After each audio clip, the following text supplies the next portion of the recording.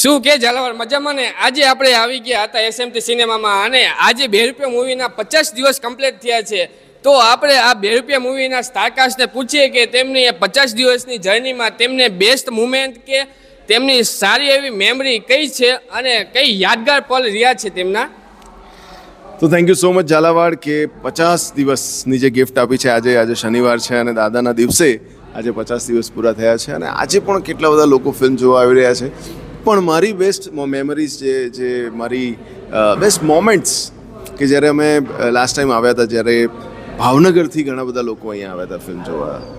એક બેન આવ્યા હતા છેક ઇન્દોરથી, અને એ મારા માટે બહુ મોટી વાત હતી કે કોઈ વ્યક્તિ આટલા બધા કિલોમીટર ટ્રાવેલ કરી અને સુરેન્દ્રનગરમાં આવીને ફિલ્મ જોવે છે. તો આઈ વિશ કે ભાવનગરમાં પણ ફિલ્મ ચાલુ થાય, ઇન્દોરમાં પણ ફિલ્મ ચાલુ થાય, બધે જ ફિલ્મ ચાલુ થાય. અને હમણાં જે મને બહુ જ ટચ કરી ગઈ એક વાત કે એક ભાઈ મને મળ્યા અને એમણે કહ્યું કે અત્યાર સુધી હું ભગવાન ઉપરથી મારો ભરોસો ઓછો થતો હતો અને એમણે કહ્યું કે તમારી છેલ્લી 10 મિનિટે મને દાદા ઉપર ભરોસો, ભગવાન ઉપર ભરોસો જગાડી દીધું અને મારી લાઈફમાં હું હવે જે અનુભવો હતા મારા ખરાબ ને જે સંકટમાંથી હું પસાર થઈ રહ્યો હતો, તો સંકટ મોચન મારી લાઈફમાં પણ આવશે અને મને હેલ્પ કરશે એવી એક આશા જગાડી. આ વાત સાંભળીને મારી આંખમાં પાણી હતા. મને એવું હતું કે આ ફિલ્મનું શું થશે મને ખબર નથી આગળ, બટ આવા લોકો કે જે લોકોને આ ફિલ્મ આટલી ટચ કરી ગઈ છે એ અવોર્ડ છે આખી ટીમ માટે.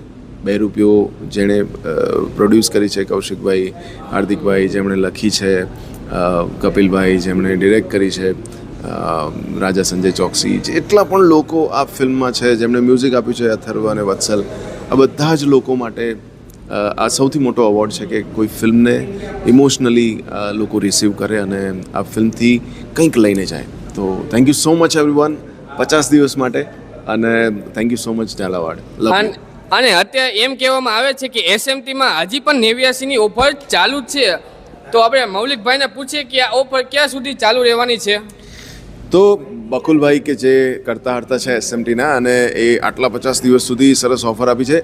ગુરુવાર સુધી 89ની ઓફર ચાલુ જ છે અને 6:15 વાગ્યાનો શો છે. તો જલ્દી ટિકિટ બુક કરાવો અને આવી જાઓ. અને આ મૂવી તમે જોવાનું ભૂલતા નહીં અને અવશ્ય એકવાર જોવા તો એસએમટી સિનેમામાં કે તમારા ટૂંક જ નજીકના સ્થાનમાં આ મૂવી જોવા જતા રહેજો.